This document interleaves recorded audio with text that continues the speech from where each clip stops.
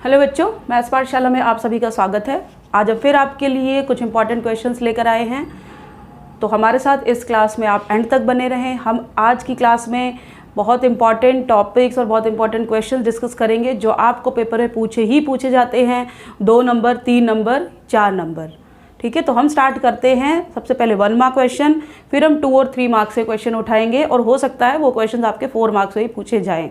ठीक है, तो स्टार्ट करते हैं हम।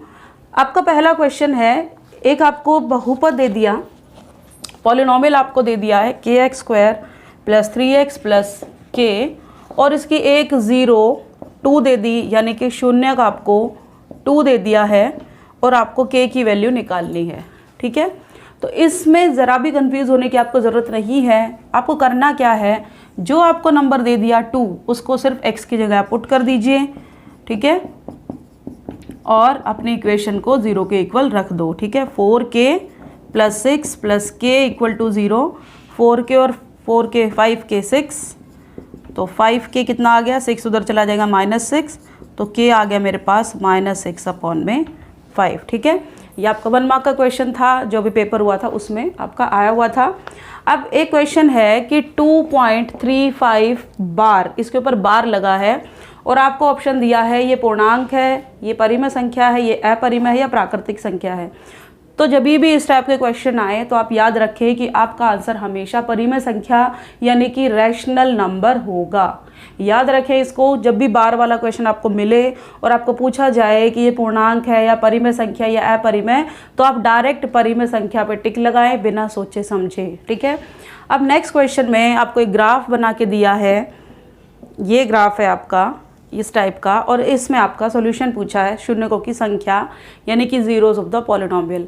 अब इसके लिए एक ट्रिक आपको क्या याद रखनी है, देखो ये सबको पता है एक्स अक्ष होता है ये। ठीक है, एक्स अक्ष को ये ग्राफ कितनी बार टच कर रहा है, कितनी बार काट रहा है, वही उसका आंसर होगा।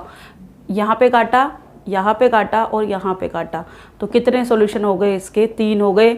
ये आपको काउंट नहीं करना है क्योंकि वाई अक्ष से मुझे कोई मतलब नहीं है, चाहे वो वाई अक्ष पे 100 बार काटे चाहे 200 बार काटे, मुझे सिर्फ एक्स एक्सिस की बात करनी है। तो आप अपनी फिगर देखें और डायरेक्ट आंसर मार्क कर सकते हैं। जितनी बार ये इसको कट करता है या टच करता है उतना ही इसका आंसर होगा। ठीक है, अब नेक्स्ट क्वेश्चन है आपका, पी एक निर्देशांक आपको दे दिया और इसकी एक्स अक्ष से दूरी निकालनी है। एक्स अक्ष से दूरी, मैंने आपको बताया था कि जब भी एक्स अक्ष से दूरी की बात आती है तो मेरा आंसर y आता है, और जब y की बात आती है तो मेरा आंसर x आता है। ठीक है, इसकी x अक्ष से दूरी बतानी है, मतलब यहाँ पे y कितना है मेरा 4 है, तो मेरा आंसर भी कितना आएगा 4 आएगा। तो आपको कुछ सॉल्व नहीं करना है, डायरेक्ट आप आंसर मार्क कर सकते हैं। और अगर इसी क्वेश्चन की y अक्ष से दूरी निकालनी होती तो मेरा आंसर आ जाता 3। ठीक है, तो इसमें आपको कोई सॉल्यूशन नहीं करना है, आप डायरेक्ट मार्क करें आंसर को। और यही शॉर्ट ट्रिक्स, यही कुछ मेथड्स आज हम पढ़ने वाले हैं जिससे आप डायरेक्ट एक एक नंबर के क्वेश्चंस को इजीली सॉल्व कर सकते हैं। मतलब आपने क्वेश्चन देखा और टिक लगा दिया। ठीक है, अब नेक्स्ट क्वेश्चन है आपका, ये आपका क्वेश्चन है कि एक पॉइंट आपको दे दिया है -312, बी आपको दे दिया 7 6 और सी आपको दे दिया x 9, और ये बिंदु जो हैं ये संरेखी हैं यानी कि कोलिनियर पॉइंट्स हैं ये। ठीक है, और आपको इसमें x की वैल्यू निकालनी है। ठीक है, सबसे पहली बात, अगर आपको इसका फॉर्मूला नहीं पता है तो कोई बात नहीं, फॉर्मूले से हमें मतलब ही नहीं है। आप इसको लिखने का तरीका सीखिए। 1/2, यहाँ पे 2 पैरेलल लाइंस ड्रॉ कीजिए। पहला निर्देशांक -3 और 12, दूसरा है 7 और 6, तीसरा है x और 9, और जो लास्ट में लिखोगे आप पहले वाले को रिपीट करेंगे। ठीक है, अब हमें पता है कि अगर बिंदु संरेखी हैं तो जो त्रिभुज का क्षेत्रफल है वो 0 होता है। एक नंबर के क्वेश्चन में इतना कुछ करने की आपको ज़रूरत है नहीं। ठीक है, लेकिन आपको समझा रही हूँ क्योंकि ज़रूरी नहीं है क्वेश्चन आपको 1 नंबर में पूछा जाए, या आपको 2 नंबर में भी पूछा जा सकता है। ठीक है, अब इसको करना कैसे, देखिए जब आप इधर से इधर जाएंगे तो प्लस साइन होता है मेरे पास, और जब यहाँ से यहाँ जाएंगे तो माइनस होता है। इस चीज़ को याद रखें आप। बराबर 0 था तो 1/2 तो ख़त्म हो गया। अब इन दोनों की मल्टीप्लाई -18, और माइनस मैंने बोला जब इधर से इधर जाएंगे तो माइनस आएगा, और ये हो गया 84 -84। अब इन दोनों की मल्टीप्लाई +63 और इन दोनों की मल्टीप्लाई -6x। अब इन दोनों की मल्टीप्लाई प्लस आएगी और इन दोनों की माइनस होती है, यानी कि प्लस के 27 और इक्वल टू 0। ठीक है, अब जो x वाली टर्म्स है उनको इकट्ठा कर लेते हैं और जो बिना x के हैं उनको इकट्ठा कर लेते हैं। इनको अगर हम प्लस करेंगे तो कितना आएगा, 63 और 27, ये तो हो गया 90, और इन दोनों को प्लस करेंगे तो ये कितना आएगा 102 और बराबर है 0। अब 6x ये -12, तो x 12, तो x कितना आ गया मेरे पास 2, और ये मेरा आ गया है आंसर। ठीक है, समझ आ गया। तो अगर आपको फॉर्मूला नहीं पता है तो आप इस तरीके से इन क्वेश्चंस को सॉल्व करें कि ये सोचें कि फॉर्मूला नहीं है तो मैं आंसर नहीं निकाल सकता। आप सीधा मैट्रिक्स बनाएं। ठीक है, इसको लिखने का तरीका देख लीजिए, 1/2 x1 y1 x2 y2 x3 y3, और जो पहले वाला पॉइंट है वो आपको बाद में रिपीट करना है। ठीक है, इधर जाएंगे तो प्लस होगा, मल्टीप्लाई करोगे, और इधर जाएंगे तो बीच में माइनस आएगा। ये बात आपको याद रखनी होगी। ठीक है, अब हम नेक्स्ट क्वेश्चन करते हैं। देखिए, थर्ड चैप्टर में हम 3 तरह की रेखाएं पढ़ते हैं। एक होता है प्रतिच्छेदी रेखाएं, एक होता है समांतर रेखाएं, और एक होता है आपकी समपाती रेखाएं। ठीक है, और ऐसा नहीं है कि आपको क्वेश्चन प्रतिच्छेदी से ही पूछा जाए, किसी से भी पूछा जा सकता है। तो आपका क्वेश्चन है, 2 इक्वेशन आपको दे दी, kx - 2y = 3 and 3x + y = 5 एक बिंदु पर प्रतिच्छेद करती हैं। ये 2 रेखाएं एक बिंदु पर प्रतिच्छेद करती हैं, यानी कि प्रतिच्छेदी रेखाएं। अगर प्रतिच्छेदी रेखाएं हैं तो मेरी कंडीशन होती है a1/a2 is not equal to b1/b2। ठीक है, a1/a2, और ये मैंने आपको थर्ड चैप्टर डिटेल्ड भी पढ़ाया है। अभी लास्ट वीडियो जो है हमारी इसी की क्लास हुई थी थर्ड चैप्टर की, तो आप वहाँ से पूरा कंडीशन देख लीजिए। ठीक है, अब डायरेक्ट आप देखिए a1/a2 is not equal to b1/b2, या इसको भी मत करो, आप सिर्फ इधर देखो। ठीक है, तो k/3 is not equal to -2/1। ठीक है, ये k a1 a2 b1, ये आपका a1 है, x के साथ वाला a1 a2 और y के साथ वाला b1 b2। ठीक है, अब क्रॉस मल्टीप्लाई अगर मैं कर दूं तो k की वैल्यू कितनी आ गई मेरे पास -6, और ये मेरा आंसर है। और ये आपका 1 मार्क का क्वेश्चन है, तो आप क्वेश्चन देख के तभी आप टिक लगा सकते हैं। ठीक है, अब नेक्स्ट क्वेश्चन आपका ट्रिग्नोमेट्री, जो आपको बहुत ही डिफ़िकल्ट लगता है। अब इसका क्वेश्चन कैसे मार्क करने हैं, ध्यान से देखिए। बस आपको एक चीज़ का ध्यान रखना है। देखिए, 20 और 70 को प्लस करेंगे तो 90 आ रहा है मेरे पास, है ना। ठीक है, और हमें पता है कि साइन और कोस का एक रिलेशन भी होता है। तो जब भी इस टाइप का क्वेश्चन मिले आपको, आप सम करके देखें दोनों एंगल्स का, अगर वो 90 आता है और बीच में प्लस का साइन है तो मेरा आंसर हमेशा 1 आएगा। ठीक है, 2 केसेस में, एक तो ये केस हो गया जिसमें मेरा आंसर 1 आएगा। दूसरा केस, अगर मेरे को ये क्वेश्चन पूछ देता है cos स्क्वायर 70 डिग्री, तो इसका आंसर भी हमेशा 1 आएगा। ठीक है, थर्ड केस, अगर वो ये पूछ देता है cos 70, तो इसका आंसर भी हमेशा 1 आएगा। ठीक है, तो बिना सॉल्व करे आप डायरेक्ट आंसर मार्क करें। ठीक है, इस टाइप का क्वेश्चन हो, एंगल देख लीजिए 90 हो गया तो सीधा आंसर लिखिए 1, स्क्वायर आ गया तो भी 1। ठीक है, और साइन और कोस, ये तो साइन और कोस का था, लेकिन अगर कोसिकेंट और कोट में रिलेशन आ जाता है और बीच में माइनस और स्क्वायर आपको मिल जाए तो आंसर 1। फिर उसके बाद सीकेंट स्क्वायर थीटा, और 10 यहाँ पे मान लीजिए ये क्वेश्चन होता आपका 10 स्क्वायर 70, तो इसका आंसर भी 1 होता।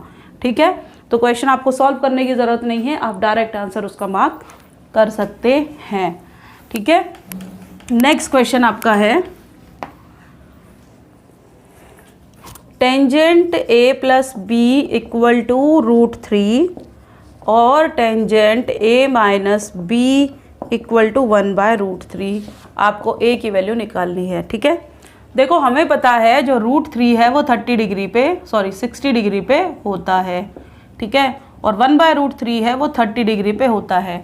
अच्छा, यहाँ से एक इम्पॉर्टेंट बात मैं आपको बताऊँ, ट्रिग्नोमेट्रिक टेबल लर्न करने की एक पाम ट्रिक की वीडियो मैंने डाली है, तो आप ट्रिग्नोमेट्रिक टेबल को रटे नहीं। ठीक है, आप वहाँ से अपनी फिंगर की हेल्प से सारे आंसर निकाल सकते हैं। जैसे मैंने बोला आपको टेंजेंट 60 जो √3 है, √3 वैल्यू कैसे आई टेंजेंट 60 की, ठीक है। तो आपको वहाँ से पूरा मिल जाएगा, ट्रिग्नोमेट्रिक टेबल लर्न करने की आपको ज़रूरत नहीं पड़ेगी, ठीक है। अब देखिए मेरे को क्या करना है, टेंजेंट को छोड़ दो, इनको छोड़ दो, a + b को 60 के इक्वल रखो और a - b को 30 के इक्वल रखो। अब ये तो आपको पता है विलोपन विधि यानी कि एलिमिनेशन मेथड, तो a मेरे पास आ गया है 45 डिग्री, ठीक है, समझ आ गया। ये आप यहाँ से भी चेक कर सकते हैं, a + b अगर 60 है तो 60 किस किस का सब मिलके बनेगा, ठीक है। तो ये था हमारा ट्रिग्नोमेट्री का। अब देखिए एक क्वेश्चन और ट्रिग्नोमेट्री से ही उठा लेते हैं। 1 मार्क में पूछा गया था आपसे 5 टेंजेंट थीटा = 3, तो 5 sin theta -3 cos theta upon 4 sin theta + 3 cos theta, इसकी वैल्यू आपको निकालनी है, ठीक है। सबसे पहली बात टेंजेंट थीटा यहाँ पे आ गया आपके पास 3/5, ठीक है। अब देखो करना कैसे है, 5 sin थीटा 3 cos थीटा, ठीक है।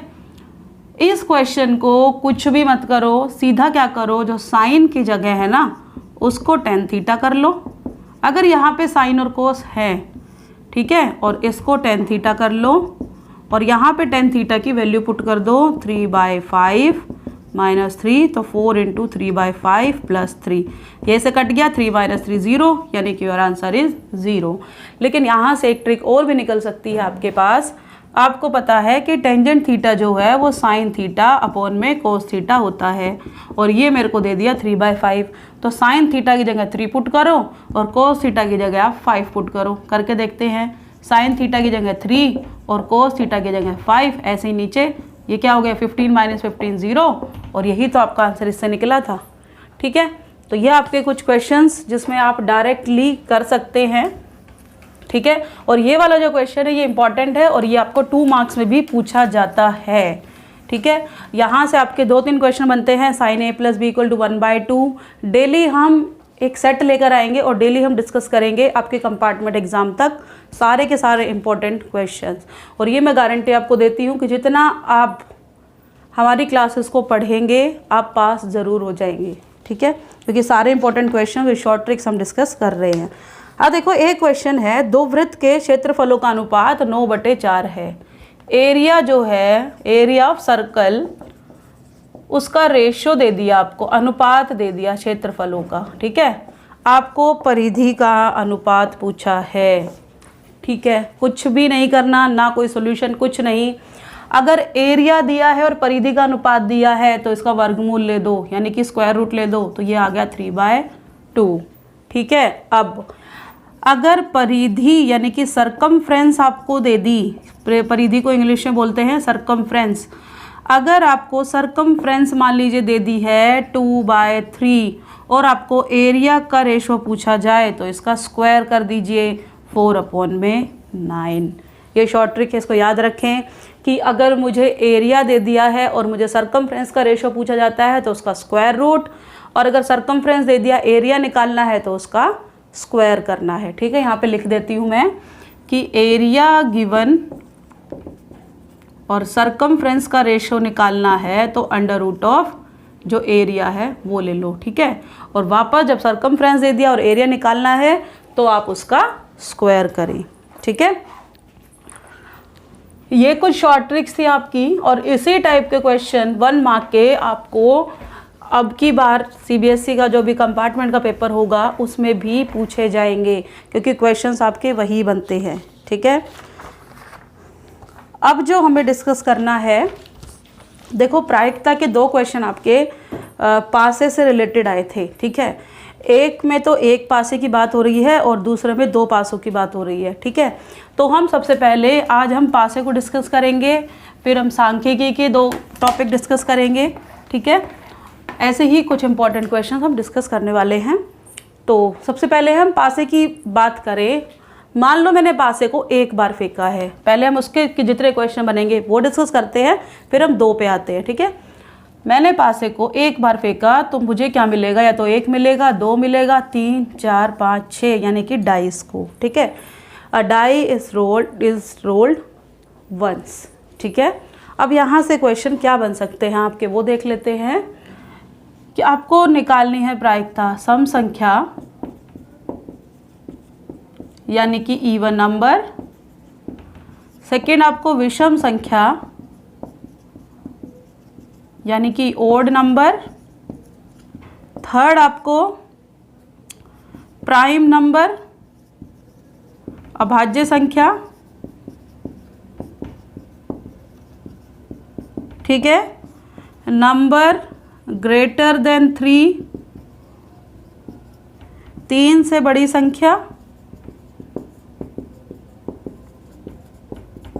Next is number between 3 and 6। ये आपका लास्ट ईयर सीबीएसई के पेपर में पूछा गया था क्वेश्चन, 3 और 6 के बीच में नंबर। ठीक है, ये क्वेश्चन, इस टाइप के क्वेश्चन या आपको पूछ ले कि 2 के गुणज।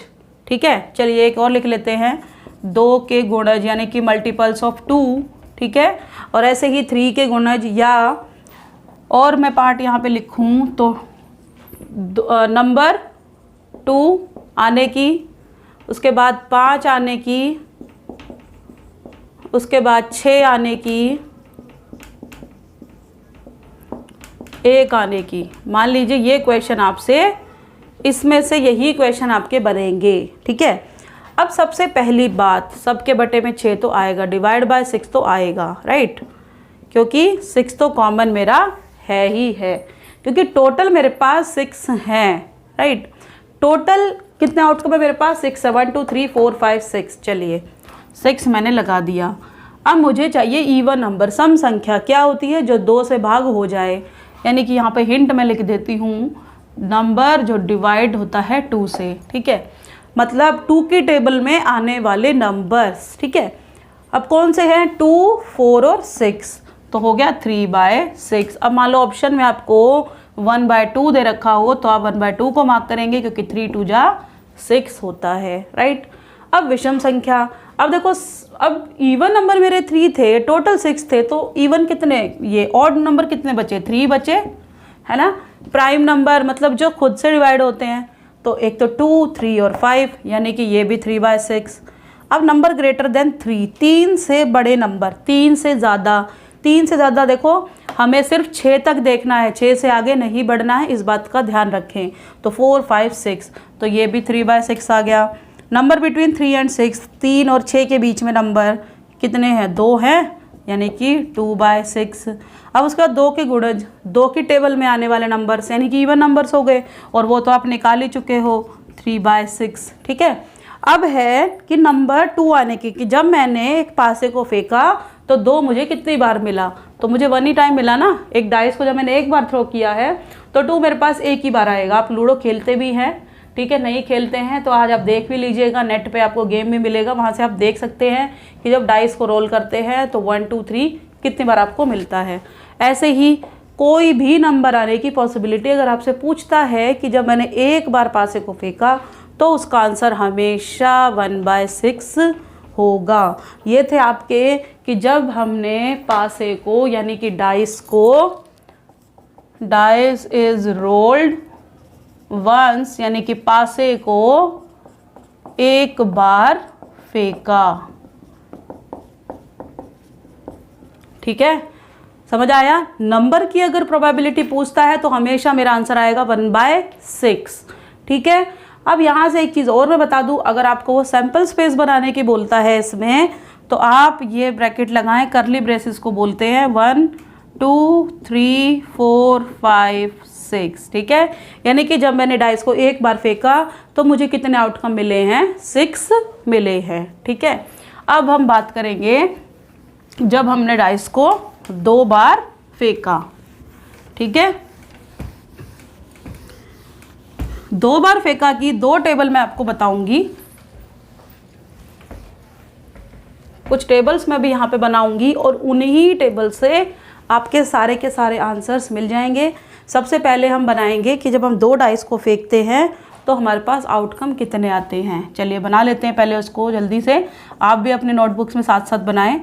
3 1 4 1 5 1 और ये 6 1, ऐसे ही 1 2 1 3 1 4 1 5 और ये 1 6, 2 2, 2 3, 2 4, 2 5 और ये 2 6, 3 2, 3 3, 3 4 और ये ऐसे चलता रहेगा। 4 1 यहाँ पे मुझे 4 4 और ये चलता रहेगा।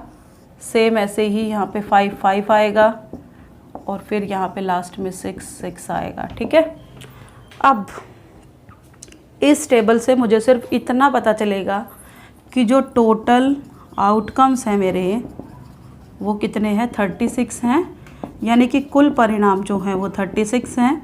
आपको पेपर में बनाने की बिल्कुल भी ज़रूरत नहीं है, सिर्फ यहाँ से समझ लीजिए। यहाँ से हम एक क्वेश्चन याद कर सकते हैं क्या, कि probability of getting a doublet, doublet मतलब एक जैसा नंबर आने की प्रायिकता।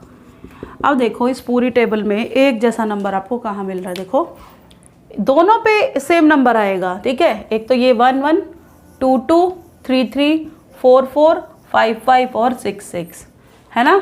तो कितनी बार मिला मुझे, 6, 1 2 3 4 5 6 बार मिला और टोटल मेरा 36 और ये आ गया मेरे पास 1/6। राइट, सेम नंबर आने की प्रायिकता, आई थिंक हिंदी में उसको इक्का कुछ बोलते हैं। ठीक है, तो ये तो मेरा आंसर आ गया है 1/6। अब यहाँ से मुझे सिर्फ एक ही क्वेश्चन मिलेगा। अब देखिए आपको जो क्वेश्चन पूछा जाता है और पूछा भी गया था लास्ट के पेपर में कि जैसे एक ये क्वेश्चन है, दो विभिन्न पासों को एक साथ उछाला गया, मतलब 2 डाइस को फेंका गया और आपको बताना है कि इन पे संख्याओं का योग जो है 5 से कम आने की प्रायिकता, यानी कि सम लेस देन 5। तो या तो आपको सम से क्वेश्चन पूछा जाएगा या आपको प्रोडक्ट पे क्वेश्चन पूछा जाएगा। तो देखिए इसके लिए एक टेबल हम बनाएंगे। वो टेबल देखो क्या है, कोई परेशानी वाली बात नहीं है। 5 6 7 इस टेबल का मुझे कुछ काम नहीं है, तो मैं इसको रब कर देती हूँ, क्योंकि यहाँ से हमने एक क्वेश्चन पढ़ना था कि डबलेट आने की प्रोबेबिलिटी, वो मैंने देख लिया है, 6/36 होती है। ठीक है, अब हम एक बार सम वाली टेबल बनाएंगे, वहाँ से सारे क्वेश्चन करेंगे, फिर हम प्रोडक्ट वाली बनाएंगे। चलिए, ये सम की टेबल है, योग वाली टेबल, यहीं से आपका क्वेश्चन पूछा जाता है। तो ध्यान से देखिए इसको बनानी कैसे है। सिंपल आपको काउंटिंग लिखनी है। ठीक है, हो गया 2 3 4 5 6 7। अब 4 5 6 7 8, 5 6 7 8 9, 6 7 8 9 10, 7 8 9 10 11, 8 9 10 11 12। ये हो गई मेरी योग की टेबल। अब इसी से आपके सारे क्वेश्चंस निकलते हैं जो आपको पेपर में पूछे जाते हैं। जो क्वेश्चन मैंने आपको पढ़ा था अभी कि 5 से कम सम आने की प्रोबेबिलिटी, ठीक है, यानी कि 5 से कम योग आने की, है ना, यही निकालना है, यानी कि सम लेस देन 5। चलिए देख लेते हैं, डिवाइड में तो 36 आएगा ही आएगा। राइट, अब देखो मुझे 5 से कम नंबर चाहिए, यानी कि नंबर लेस देन 5, यानी कि 1 2 3 4। अब इस टेबल में 1 तो है नहीं, तो मेरे को नंबर कौन से देखने होंगे, 2 3 और 4। वो देखते कितनी बार आता है, 1 2 3 4 5 और 6। तो आंसर कितना आ गया मेरे पास, 6/36। अब अगर ये पूछता probability of getting sum of 5, अगर सम 5 आने की पूछता तो ध्यान रखिए 36 तो डिवाइड में आएगा ही आएगा। 5 देखो कितनी बार आपको इस टेबल में मिल रहा है, 1 2 3 4। तो आपका आंसर कितना आएगा, 4/36। ठीक है, अब अगर ये पूछता number probability of getting sum less than 12, यानी कि 12 से कम योग आने की प्रायिकता। ठीक है, कैसे करेंगे, सिर्फ 12 को छोड़ दो और सारे गिन लो। टोटल कितने हैं, ये 36 हैं। अब 12 मेरा एक ही बार आ रहा है, तो 12 को छोड़ दो तो कितने बचे, 35। तो आंसर आ गया मेरे पास 35। अगर आपको ये टेबल बनानी आ गई तो आप इजीली सारे के सारे आंसर देख सकते हैं। मैंने पूछा probability of getting sum of 11 यानी कि योग 11। अब देखो 11 कितनी बार मिल रहा है टेबल में, 2 टाइम्स, तो 2 डिवाइड बाय 36।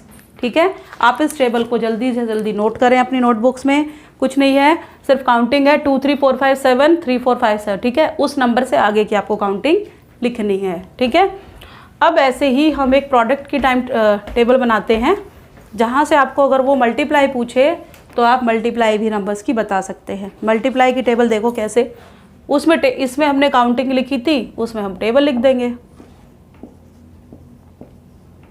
ठीक है, 2 की टेबल लिखो, 4 6 8 10 और 12। 3 की टेबल 6 9 12 15 18। 4 की टेबल लिखो, 8 12 16 20 24। 5 की और 6 की, ये टेबल लिख ली है ना। अब मेरे से क्वेश्चन पूछा उसने, probability of getting multiple of 4। मान लेते हैं कि मल्टीपल ऑफ 4 यानी कि 4 के टेबल में आने वाले नंबर्स की प्रायिकता, probability of getting multiple of 4। ठीक है, ये देख लेते हैं हम, यानी कि 4 के गुणज, यानी कि 4 के टेबल में जो नंबर्स आएंगे, डिवाइड बाय 36 तो आएगा ही आएगा। 4 की टेबल में नंबर देख लो कौन कौन से हैं।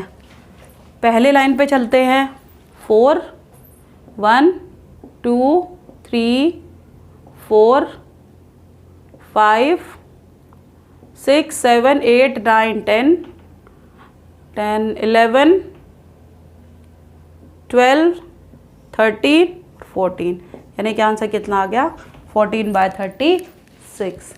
ठीक है, तो आप यहाँ से देख सकते हैं कि किस तरीके से आप एक टेबल से, ये मल्टीप्लाई की टेबल है आपकी, कि जब हम मल्टीप्लाई करेंगे तो यहाँ से आपके सारे क्वेश्चंस आपके सॉल्व हो जाएंगे। और ये प्लस की टेबल है, आपको पेपर में प्लस का ही पूछा जाता है। ठीक है, तो सबसे पहले आप इसी पे फोकस करें, इस वाली टेबल को क्लियर करें। ठीक है, अगर कोई डाउट है तो आप हमसे बार बार पूछें। ठीक है, आई होप आपने नोट कर लिया होगा। जल्दी से मल्टीप्लाई की टेबल भी नोट कीजिए।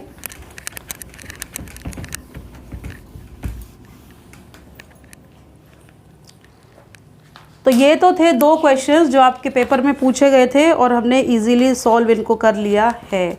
ठीक है, अब एक क्वेश्चन 3 मार्क्स का जो हमेशा ही आपके एग्ज़ाम में पूछा जाता है, एक इरेशनल प्रूव करने का, यानी कि अपरिमेय संख्या प्रूव करने का क्वेश्चन मैं पढ़ देती हूँ।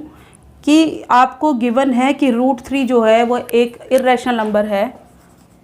गिवन √3 इज़ इरेशनल, इरेशनल को हिंदी में बोलते हैं अपरिमेय। Then prove that 2 + √3 is also irrational. ये प्रूव करना है, और इस टाइप का क्वेश्चन आपका 3 मार्क्स का गारंटी देती हूँ। ये क्वेश्चन आपका पेपर में पूछा जाता है। एक स्टेटमेंट चेंज हो जाता है, यहाँ पे √3 है तो √5 हो जाएगा या √2 हो जाएगा। ठीक है, इसके अलावा कुछ नहीं बदलता। तो आज हम पहला सेट ये डिस्कस करेंगे, डेली हम इस टाइप के क्वेश्चंस आपको पढ़ाएंगे। ठीक है, तो एक रिक्वेस्ट मैं आपसे बार बार कर रही हूँ कि इस क्लास को आप एंड तक पढ़ें। तो हम इसको स्टार्ट करते हैं। देखिए, जब भी इरेशनल के क्वेश्चन आपसे पूछे जाते हैं तो सबसे पहले हम काम करते हैं, लेट 2 + 3 इज़ रैशनल। हम इसको रैशनल मान लेते हैं कि माना 2 + √3 एक परिमेय संख्या है। मैं हिंदी में भी लिख रही हूँ साथ साथ। ठीक है, अब हमें पता है कि अगर परिमेय संख्या होगी और a और b जो है वो इंटीजर्स हैं, इंटीजर्स मतलब पूर्णांक हैं, और सहभाज्य हैं यानी कि कोप्राइम हैं, and a and b are coprime.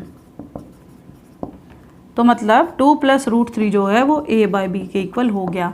अगर आप इस क्वेश्चन को यहाँ तक करते हैं तो आपको पेपर में यहाँ तक का 3 नंबर का क्वेश्चन है, तो यहाँ तक का आपको 1 मार्क मिलेगा। ठीक है, तो साथ साथ हम पैटर्न भी डिस्कस कर रहे हैं कि अगर आप किस क्वेश्चन को कहाँ तक पहुँचाएंगे और कितने मार्क्स आपको मिलते हैं।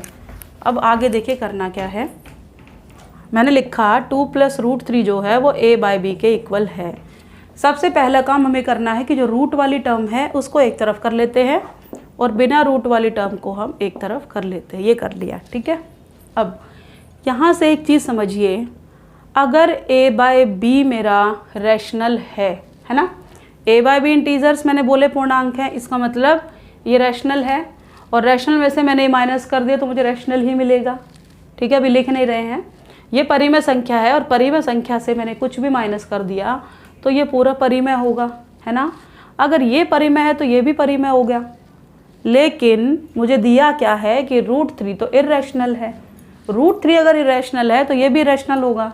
इट मीन्स जो मुझे प्रूव करना था वो हो गया। अब इसको लिखना कैसे देखिए, √3 = इसको नंबर 1 डाल देते हैं a - 2b/b। अब यहाँ से देखिए a/b इज़ रैशनल, है ना। इसका मतलब क्या है कि a/b - 2 इज़ ऑल्सो रैशनल, ये भी परिमेय होगा। a/b परिमेय है, इसका मतलब a/b - 2 भी परिमेय संख्या होगा। ठीक है, लेकिन तो इसका मतलब अगर ये परिमेय हो गया तो √3 भी परिमेय संख्या हो गई, लेकिन √3 अपरिमेय संख्या है। ये तो दिया है आपको क्वेश्चन में, √3 अपरिमेय है। इसका मतलब यह अवधारणा गलत है, मतलब this is a contradiction, hence 2 + √3 is irrational, यानी कि 2 + √3 जो है वो आपकी एक अपरिमेय संख्या होगी। ठीक है, तो अगर आप पूरी यहाँ तक इस क्वेश्चन को करेंगे तो 2 मार्क्स, 2.5 मार्क्स। और जो लाइन मैंने बोली hence it is a contradiction, यह अवधारणा गलत है, hence it is a contradiction, कि जो हमने माना वो गलत है, इसलिए ये जो है आपका स्टेटमेंट ये इरेशनल है और ये हमने प्रूव कर दिया है। ठीक है, तो अगर आपको पूरे 3 मार्क्स चाहिए तो आपको स्टेप बाय स्टेप इस क्वेश्चन को यहाँ तक पहुँचाना होगा। एक बार जल्दी से नोट कर लीजिए इसको, ठीक है। तब तक मैं नेक्स्ट क्वेश्चन आपका रीड करती हूँ। एक आपका कंस्ट्रक्शन है, draw a circle of radius 4 centimetre. ठीक है, हमें यहाँ से टेंजेंट्स ड्रॉ करनी है, बहुत इजी है और 4 मार्क्स का आपको पूछा जाता है। तो हम देख लेते हैं क्या क्वेश्चन है।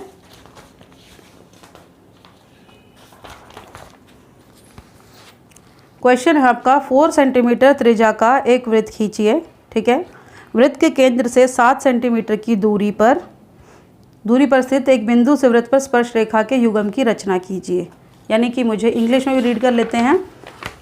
Draw a circle of radius 4 centimetre, point wise चलेंगे, जो क्वेश्चन आपको दिया है उसी के हिसाब से हम चलेंगे, क्योंकि बोर्ड पे मैं कंपास यूज़ नहीं कर सकती हूँ, मैं आपको मेथड बता रही हूँ।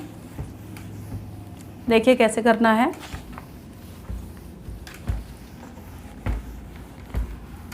सबसे पहली लाइन में उसने बोला है draw a circle of radius 4 centimetre. मान लीजिए ये मैंने सर्कल ड्रॉ कर दिया है 4 सेंटीमीटर का, राइट।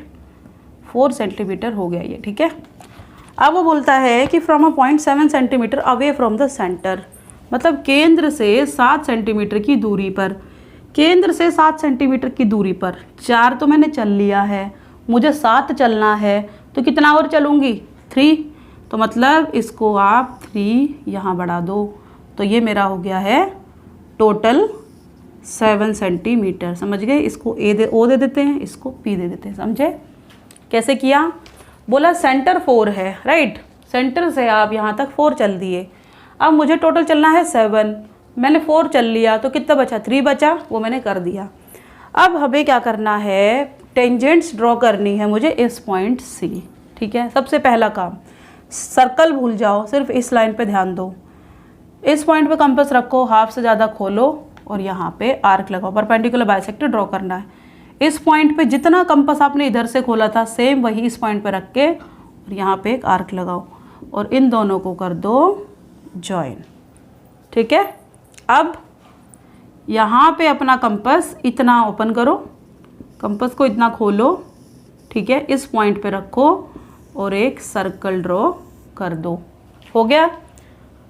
और ये पॉइंट था ना, इससे मुझे टेंजेंट ड्रॉ करनी थी, स्पर्श रेखा। यहाँ से ये खींचो और यहाँ से ये खींच दो, ए और ये बी, और ये होगी मेरी टेंजेंट ड्रॉ। अब दोबारा मैं आपको बता देती हूँ करना क्या है। मुझे 4 सेंटीमीटर का सर्कल लेना था, मुझे 3 सेंटीमीटर बाहर निकला था, टोटल 7। इसका समद्विभाजक खींचो, ठीक है, इतना कंपास खोल के एक वृत्त खींचो और इससे आपको स्पर्श रेखा बनानी है। ठीक है, और साथ में इसके स्टेप्स भी लिखने हैं, क्योंकि बिना स्टेप्स के आपको मार्क्स नहीं मिलेंगे। तो देखिए 4 मार्क्स का क्वेश्चन और बहुत ही ईजी क्वेश्चन है। ठीक है, तो आप उम्मीद करती हूँ कि आप इस क्वेश्चन को पेपर में नहीं छोड़ के आएंगे। ये एक टाइप हमने डिस्कस की है, कल हम इसकी सेकेंड टाइप डिस्कस करेंगे कि हम और किस तरीके से टेंजेंट जो हैं ड्रॉ कर सकते हैं। ठीक है, अब एक आपका क्वेश्चन जो पेपर में आया हुआ था लास्ट ईयर नहीं, इस साल भी आया था, लास्ट ईयर भी आया था। 3rd चैप्टर से या तो आपको विलोपन विधि मिलती है या आपको ग्राफ ड्रॉ करना होता है। ठीक है, तो हम पहले आज ग्राफ सीखेंगे और कल हम फिर एलिमिनेशन मेथड यानी कि विलोपन विधि सीखेंगे। आलेख द्वारा हल कीजिए। 2 इक्वेशंस आपको दे दी हैं और मुझे इसका ग्राफ ड्रॉ करना है। सबसे पहली चीज़, आपको 6 या 7 पॉइंट निकालने की ज़रूरत नहीं है, सिर्फ हम 2 पॉइंट निकालेंगे, यानी कि x और y की 2 वैल्यूज़ निकालेंगे। इसकी टेबल बनाते हैं पहले। ठीक है, और कोशिश करेंगे कि जो है x या y को आप 0 वैल्यू दे दें। 0 वैल्यू से अगर हमारा काम चलेगा तो हम वही करेंगे। मैं y को 0 वैल्यू दे देती हूँ। y को जब मैंने 0 रखा तो एक तो ख़त्म हो गया, तो 2x = 2, तो x आ गया 1। ठीक है, अब देखो अगर मैंने x को मैं यहाँ लिख देती हूँ, y को मैंने 0 पुट किया, तो 2 × 0 1 में, ठीक है, ये 2 है, हम 1 की बात कर रहे हैं, सॉरी x तो है ही, y को 0 पुट किया तो x 1 आ गया। अब बताओ मुझे, अगर मैं y को 1 पुट कर देती हूँ तो मेरा आंसर फ्रैक्शन में आएगा, या मैं x को 0 पुट कर देती हूँ तो भी फ्रैक्शन में आएगा।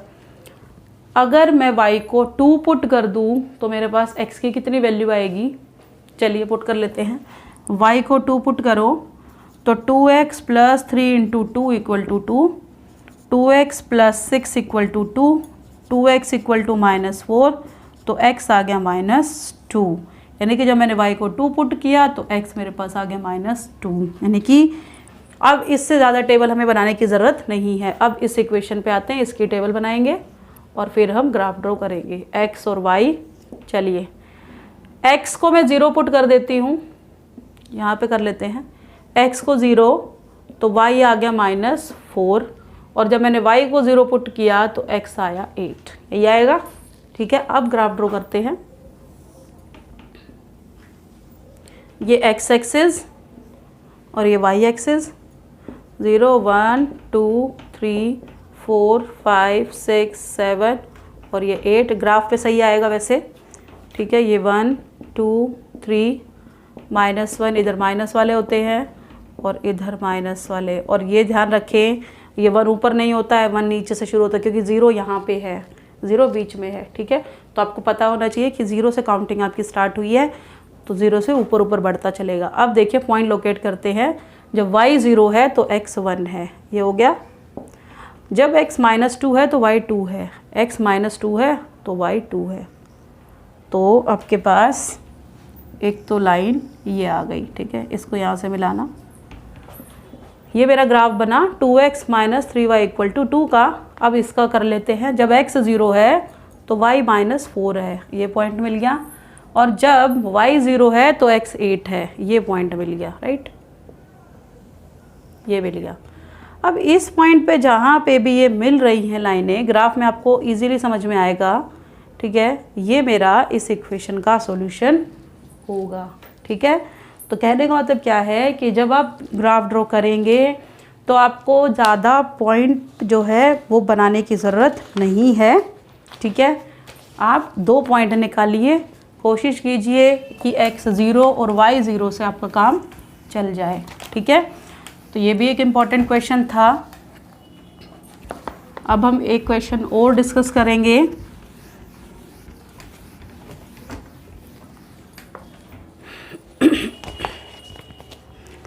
देखिए, हमें पता है कि जो हमारा 14 और 15 चैप्टर आता है वो टोटल 11 मार्क्स का आता है, राइट, है ना। अगर मैं लास्ट ईयर का पेपर उठाऊं या अब का पेपर उठाऊं तो यहाँ से हमने 15 चैप्टर से 3 नंबर का जो है वो कंफर्म कर लिया है कि हम 3 नंबर ले सकते हैं, ठीक है।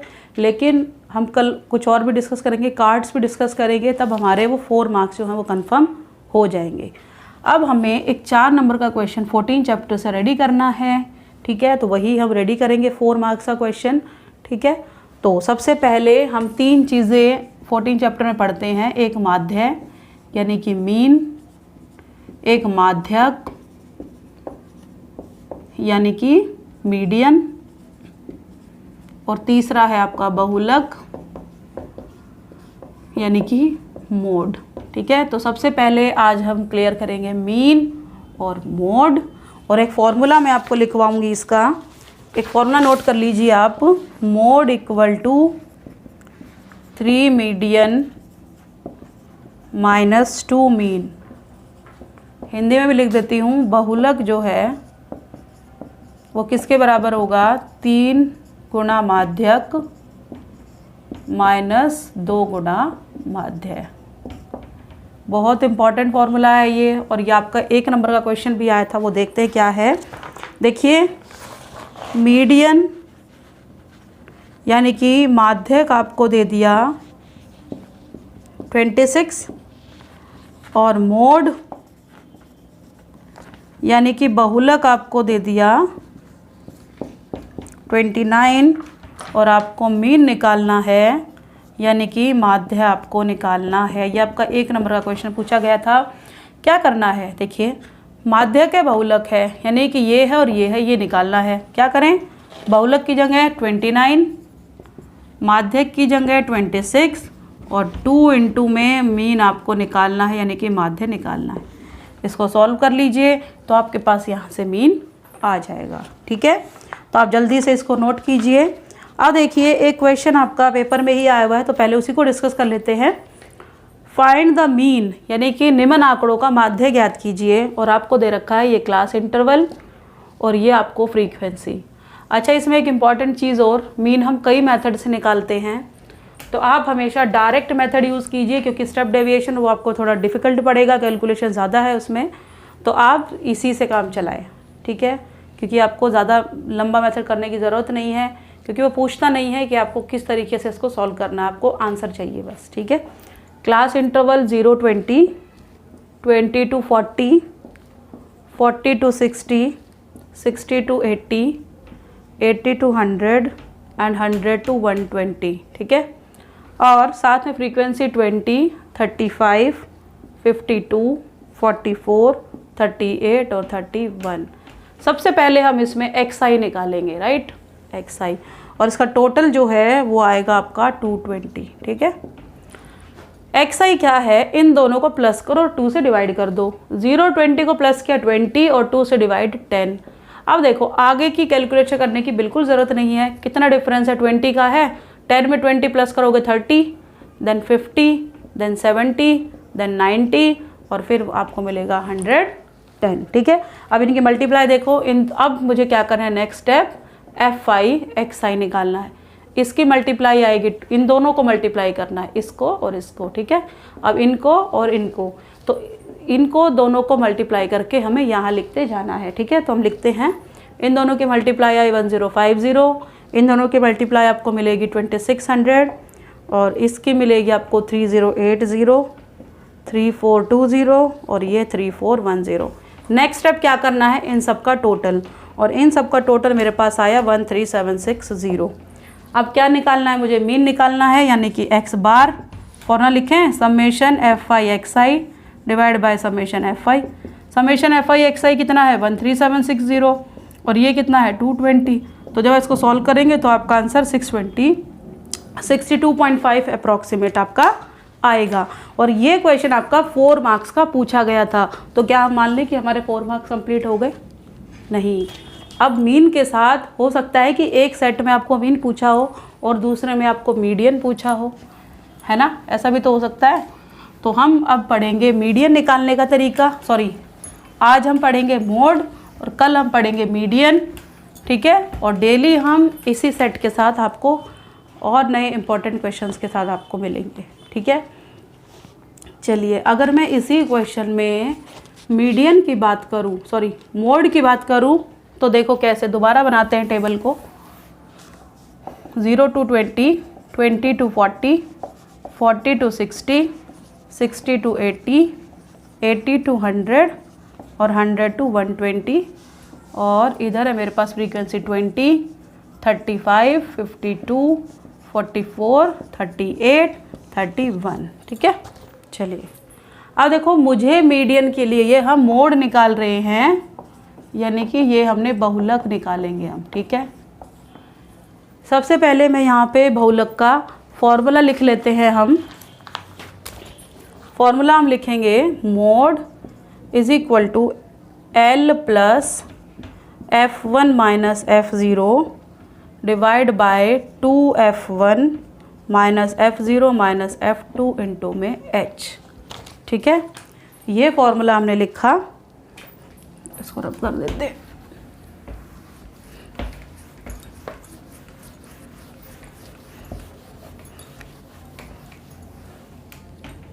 इंटू में H है ये, ठीक है। अब देखो, जब भी हमें मोड की बात करनी होती है, मोड का मतलब होता है ज़्यादा नंबर, ठीक है। तो आप सबसे पहले अपनी टेबल में देखिए कि सबसे ज़्यादा फ्रीक्वेंसी आपको कौन से क्लास इंटरवल पे मिली है, ठीक है।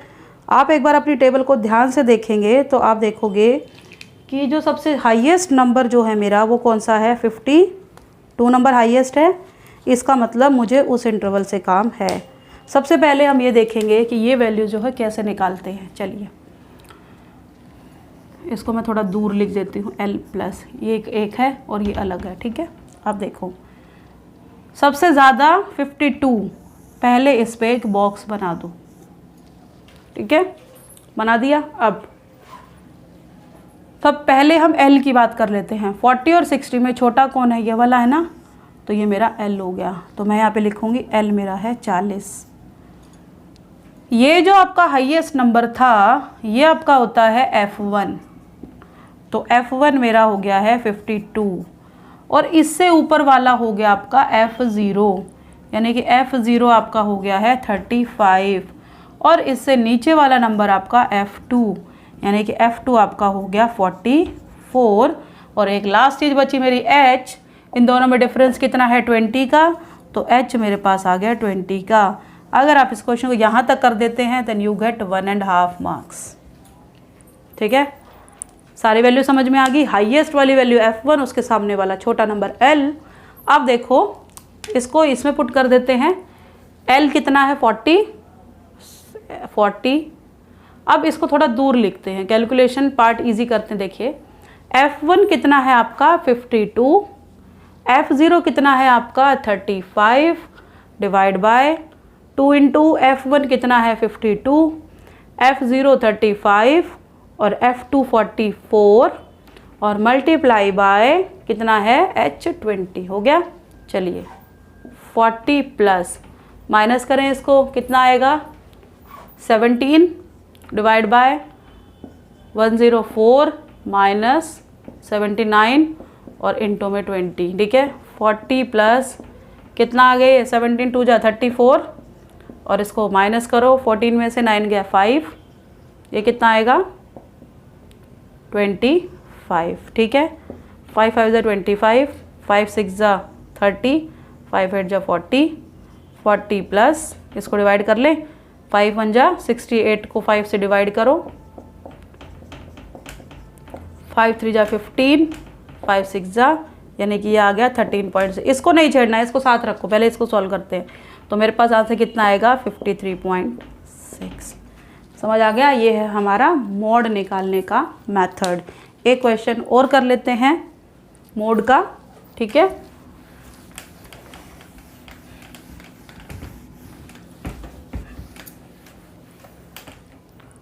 मोड का एक क्वेश्चन हम लिखते हैं 0 to 5, 5 to 10, 10 to 15, 15 to 20, 20 to 25, 25 to 30, 2, 7, 18, 10, 8, 3. Formula L plus F1 minus F0 upon 2F1 minus F0 minus F2 into में H, है ना। सबसे ज़्यादा 18, तो इस वाले को बॉक्स बनाओ। 18 मेरा क्या हो गया है F1, यहाँ लिखो F1 इज़ 18।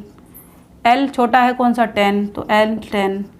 F1 से ऊपर वाला F0 यानी कि F0 7, F1 से नीचे वाला F2 यानी कि 10 और H कितना है 5। वैल्यू पुट करें, L की जगह 10 plus F1 is 18, F0 is 7 divide by 2 into 18 minus 7 minus 10 multiply by 5। अब 10 प्लस 18 में से 7 गया, 18 में से 7 जब आप माइनस करेंगे तो कितना आएगा 11 और ये 36 माइनस 17 और इंटू में 5 यानी कि 10 प्लस 55 अपॉन में इसको आप माइनस करेंगे 19। ठीक है, आप इसको डिवाइड करें, इसको सॉल्व करें और 10 को उसमें प्लस कर दें। तो ये था हमारा मोड निकालने का तरीका। अब एक बार हम सारा रिवाइज करते हैं कि हमने आज कितने मार्क्स अपने कंफर्म किए हैं। ठीक है, चलिए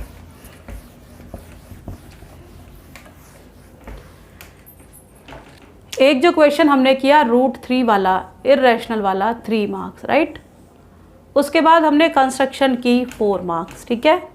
उसके बाद हमने निकाला मीन और मोड यानी कि 4 मार्क्स, ठीक है। और एक 1 मार्क का क्वेश्चन 5। उसके बाद हमने किया प्रोबेबिलिटी यानी कि 4 मार्क्स, ठीक है। उसके बाद हमने 1 मार्क के क्वेश्चन डिस्कस किए और मैं आपसे उम्मीद करती हूँ कि आप वो शॉर्ट ट्रिक यूज़ करके वहाँ से आप 5 नंबर ज़रूर लेंगे। तो 5 और 4 9 और 5 14 और 14 18 और 3 21। तो 21 मार्क्स जो हैं आज हमने कंफर्म किए हैं। तो हम कल आपसे फिर मिलेंगे कुछ ऐसे ही इंपॉर्टेंट क्वेश्चंस के साथ, ठीक है। तो हमारे साथ आप जुड़े रहें और हम आपके साथ ऐसे ही मेहनत करते रहेंगे और उम्मीद है कि आप सभी स्टूडेंट जो है वो पास हो जाएंगे। All the best and thank you.